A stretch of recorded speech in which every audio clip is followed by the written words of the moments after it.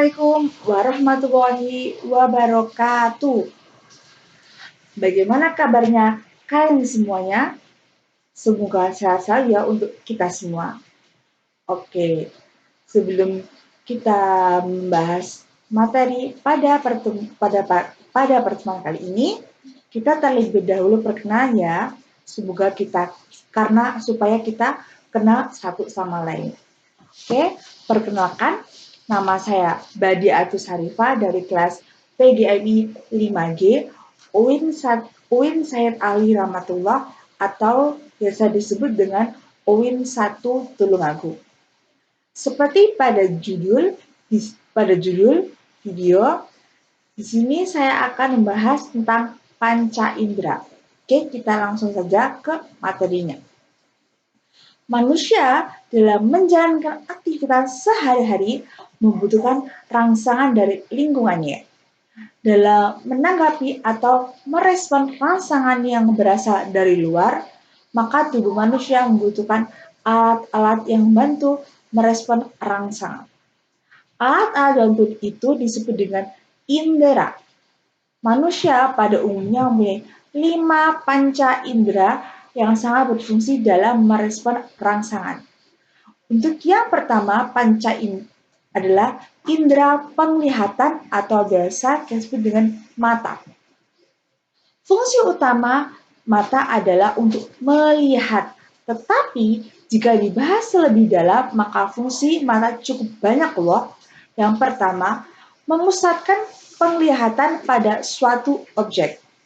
Ketika melihat objek yang dekat atau jauh, maka dibutuhkan penglihatan yang jelas supaya dapat mempresentasikan apa yang sedang dilihat. Yang kedua, menyesuaikan cahaya yang masuk. Cahaya yang masuk ke mata harus disesuaikan karena cahaya yang masuk secara berlebihan dapat merusak mata. Selain itu, penyesuaian cahaya pada mata dapat digunakan untuk melihat waktu, apakah masih pagi, masih siang, sore, maupun malam. Yang ketiga, dapat digunakan sebagai media komunikasi. Contact eyes bisa dikatakan sebagai komunikasi yang dilakukan melalui mata. Salah satu perilaku yang dapat dilihat dengan kontak mata adalah berbohong. Selanjutnya kita akan bahas tentang struktur mata. Struktur mata yang perlu kita ketahui yang pertama adalah sklera. Seperti pada gambar. Sklera adalah bagian mata yang berfungsi untuk menutupi seluruh bola mata, kecuali bagian kornea. Sklera ini tersusun dari jaringan yang ikat dengan serat yang kuat serta berwarna putih, sedikit buram. Sklera ini dikatakan sebagai bagian mata yang tidak tembus terhadap cahaya. Yang kedua adalah koroid. Koroid adalah lapisan mata yang berada di bagian tengah yang di dalamnya terdapat pembuluh darah. Pembuluh darah berfungsi untuk memberikan nutrisi dan oksigen pada mata, khususnya bagian mata retina. Koroid ini berwarna gelap karena berfungsi untuk melindungi bola mata dari berbagai macam gangguan seperti cahaya yang berlebihan. Yang kedua adalah retina. Retina adalah bagian mata yang berupa lapisan dan sangat peka terhadap rangsangan cahaya. Seluruh bagian yang ada di retina mempunyai hubungan dengan sel-sel saraf yang serabutnya dapat menyusun urat-urat syaraf optik yang membentuk memanjang sampai ke bagian otak. Retina terdapat tulang yang dinamakan tulang yang memiliki fungsi sebagai pelindung bola mata sekaligus sebagai tempat peradan mata. Tulangnya pada retina ini disebut dengan tulang orbita. Yang keempat adalah lensa. Lensa adalah bagian mata yang terletak pada bagian belakang, iris, dan pupil. Bagian mata yang satu ini berfungsi untuk memusatkan cahaya objek pada retina. Lensa memiliki jaringan yang lentur dan transparan. Jika kamu menggunakan kacamata, maka sudah dipastikan bahwa kondisi mata kamu rabun jauh ataupun rabun dekat. Yang keempat adalah iris, dan yang kelima maksudnya adalah iris dan pupil. Iris adalah bagian mata atau selaput bola mata yang terletak pada bagian kornea. Sedangkan pupil adalah otot-otot mata yang dapat mengecil dan membesar atau tertutup dan terbuka ketika ada cahaya yang masuk. Fungsi iris dan pupil adalah menyelesaikan cahaya yang masuk ke dalam mata. Yang keenam adalah makula, adalah bagian mata yang tengahnya berfungsi sebagai penglihatan supaya lebih jelas. Selain itu, makula berfungsi sebagai penerima cahaya, sehingga kondisi makula harus sangat diperhatikan dengan sangat baik, supaya penglihatan dan pengatur cahaya yang masuk pada mata tidak terganggu. Yang ketujuh adalah kornea. Kornea adalah bagian mata yang terbentuk jaringan seperti kubah transparan. Selain itu, kornea berfungsi sebagai pembentuk bagian paling luar dan sebagai pintu keluar masuknya cahaya yang datang dari luar. Oke, setelah kita mempelajari tentang indera penglihatan tadi, kita lanjut ke materi yang kedua tentang indera pendengaran atau telinga. Telinga dari sebelah kanan kiri kita di sini ya. Oke. Telinga itu memiliki beberapa fungsi. Yang pertama adalah mendengarkan bunyi. Mendengarkan dan mengenali bunyi-bunyian. Adapun bunyi yang mampu didengarkan oleh manusia atau kita yaitu 20 Hz sampai dengan 20.000 Hz. Jika manusia mendengarkan bunyi lebih dari 20 Hz, maka gendang telinga akan pecah. Fungsi yang kedua adalah sebagai keseimbangan. Keseimbangan yang dimaksud adalah informasi yang diterima oleh telinga dapat disampaikan dengan otak dengan seimbang. Berkat fungsi keseimbangan ini, maka perubahan kecepatan bunyi dapat diatasi dengan sangat baik. Fungsi yang ketiga adalah tempat untuk mempercantik diri. Telinga digunakan sebagai tempat perhiasan dengan cara ditindik. Biasanya kalau Anda untuk anting ya. Nah, selanjutnya kita akan melihat tentang struktur telinga. Struktur telinga dibagi menjadi 3 bagian, yaitu bagian luar, tengah, dan bagian dalam. Oke, untuk bagian yang pertama itu bagian luar telinga. Bagian luar telinga adalah bagian telinga yang berfungsi untuk menerima berbagai macam getaran bunyi. Pada bagian tengah ini terdapat 2 organ telinga, yaitu aurikel dan liang telinga. Kedua organ ini memiliki fungsi yang berbeda, tapi saling berkaitan. Pertama, aurikel mempunyai fungsi untuk menerima atau merespon bunyi-bunyian yang ada di lingkungan. Bentuk dari aurikel ini adalah tidak teratur, dan di organ aurikel ini terdapat tulang rawan dan jaringan fibrus. Yang kedua adalah liang telinga, mempunyai fungsi untuk menyampaikan getaran bunyi agar sampai di membrana timpani. Liang telinga ini memiliki ukuran kira-kira 2,5 cm serta sepertiga bagian luar dari liang telinga adalah tulang rawan dan 2/3-nya lagi ada di dalam yang merupakan bentuk tulang. Bagian yang kedua, bagian tengah telinga. Bagian tengah telinga yang berupa bilik kecil yang terkandung udara dan di dalamnya ada saluran autachio. Bagian telinga tengah ini berfungsi untuk melanjutkan getaran bunyi yang berasal dari telinga bagian luar ke bagian dalam. Bagian tengah telinga juga memiliki 3 tulang pendengaran, yaitu tulang martil, meulus, tulang landasan inclus, dan tulang sangurdi stapes. Tulang martil dan tulang landasan bergerak sebagai satu tulang karena kedua bagian itu terikat oleh ligamentum. Bagian yang ketiga adalah bagian dalam telinga, merupakan bagian yang di dalamnya terdapat banyak sekali organ-organ yang dapat membantu cara kerja telinga. Bagian dalam telinga tersusun dari labirin tulang dan labirin membran. Labirin membran ini mempunyai 5 bagian utama, yaitu 3 saluran setengah lingkaran, utriculus, saculus, rumah siput atau cochlea, dan ampulla.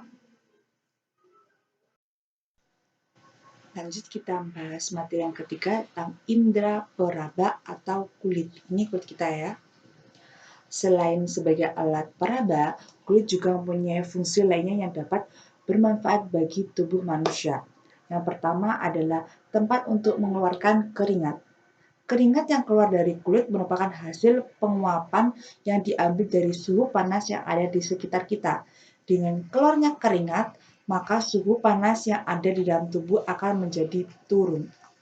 Keringat memiliki kandungan air dan garaman. Yang kedua sebagai tempat penimbun lemak. Jika kamu bertanya sebagian lemak tubuh manusia disimpan di mana, maka jawabannya adalah di kulit kita ini. Lemak ditimbun di kulit berada di lapisan kulit yang bernama hipodermis yang letaknya ada di bagian bawah lapisan kulit dermis. Fungsi yang ketiga adalah pengatur suhu tubuh. Suhu tubuh manusia yang panas akan diturunkan dengan cara mengeluarkan keringat. Begitupun sebaliknya ketika suhu tubuh dingin, maka tubuh dihangatkan oleh kulit. Yang keempat, fungsinya adalah sebagai tempat terbentuknya vitamin D. Sinar matahari akan menghasilkan UVA dan UVB.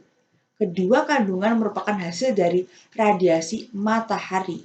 Sinar UVA adalah radiasi matahari yang dapat menembus kulit hingga bagian terdalam, sedangkan UVB adalah radiasi matahari yang tidak dapat menembus kulit dan sangat bermanfaat untuk pembentukan vitamin D. Selanjutnya adalah kita bahas adalah struktur kulit. Struktur kulit yang pertama adalah epidermis. Epidermis adalah lapisan paling luar kulit yang terbentuk dari lapisan korneum dan lapisan makli. Lapisan korneum adalah lapisan kulit yang sudah mati dan bisa terkelupas kemudian digantikan dengan sel-sel yang baru.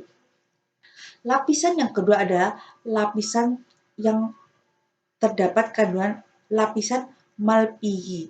Terdapat kandungan pigmen melamin yang dapat memberikan warna kulit. Jadi, warna kulit manusia tergantung pada kandungan melamin.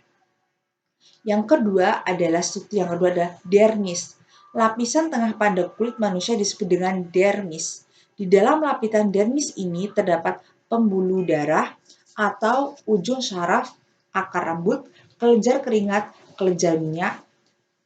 Nah, kelenjar keringat ini akan menghasilkan banyak keringat, bahkan setiap harinya keringat yang dikeluarkan hingga mencapai 20 ml pada suhu yang sangat tinggi atau panas. Maka kelenjar keringat ini akan menjadi aktif serta pembuluh kapiler yang ada di kulit akan melebar. Pada saat pembuluh kapiler, maka proses pembuangan air dan sisa metabolisme menjadi lebih mudah. Struktur kulit yang ketiga adalah hipodermis. Lapisan paling dalam pada kulit manusia disebut dengan hipodermis dan berada di bawah lapisan dermis.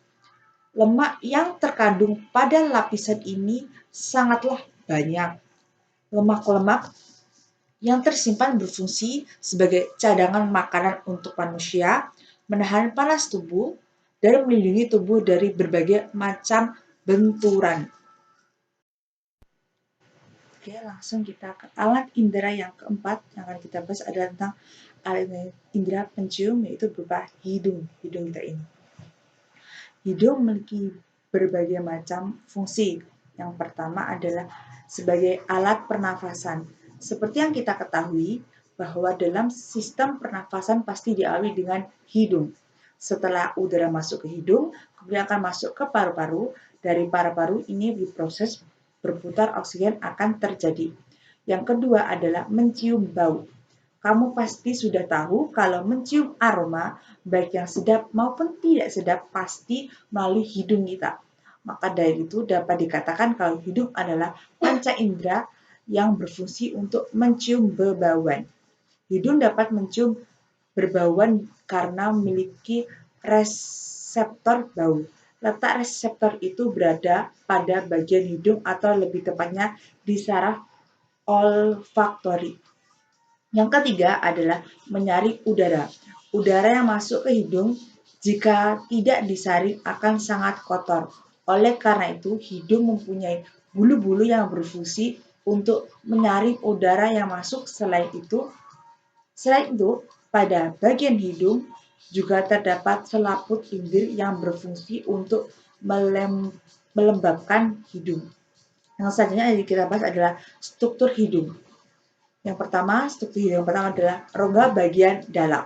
Rongga bagian dalam hidung mempunyai sekat pemisah rongga hidung. Sekat itu dibagi menjadi dua bagian, kanan dan juga kiri. Rongga hidung bagian dalam juga terdapat menjadi tiga letak, yaitu rongga hidung bagian atap, rongga hidung bagian bawah, dan sisi hidung.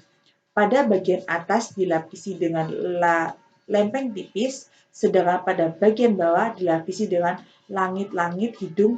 Untuk sisi hidung dilapisi dengan karang hidung. Untuk struktur yang kedua yaitu rongga bagian atas.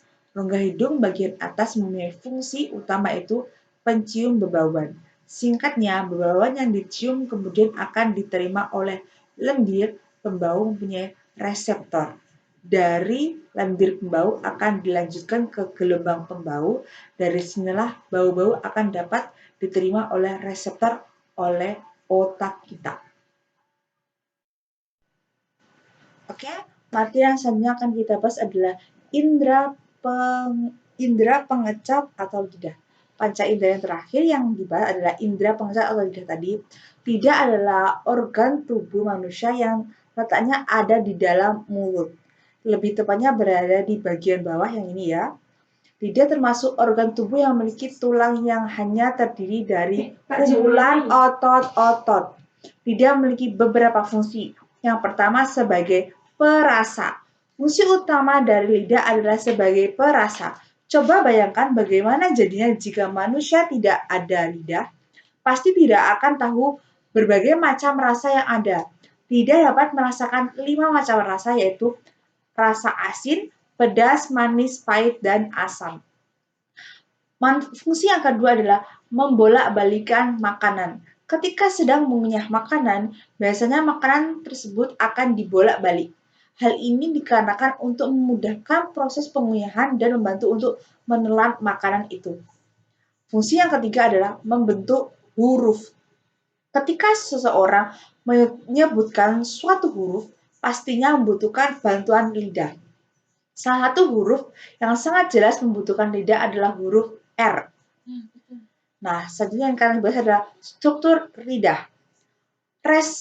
Reseptor khusus ini sangat berhubungan dengan rangsangan-rangsangan kimia.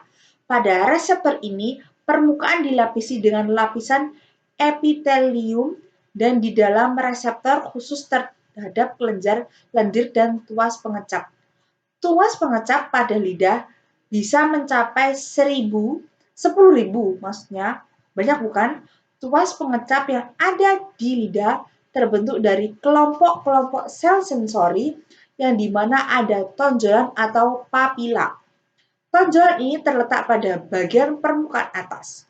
Tonjolan-tonjolan tersebut dapat dikategorikan menjadi beberapa bentuk, yaitu bentuk benang, circumvallate, bentuk daratan, foliata, dan bentuk jamur yaitu fungiformis. Nah, itu tadi materi panca indera yang dapat saya sampaikan. Seperti apa panca indera tadi ada 5 ya. Ada indera penglihat, pendengar, peraba, mencium, dan pengecap. Nah, sekian materi dari saya. Mohon maaf bila ada kesalahan kata yang disengaja atau tidak disengaja, dan hanya itu yang dapat saya sampaikan. Billahi taufik wal hidayah. Wassalamualaikum warahmatullahi wabarakatuh. Sampai jumpa semuanya.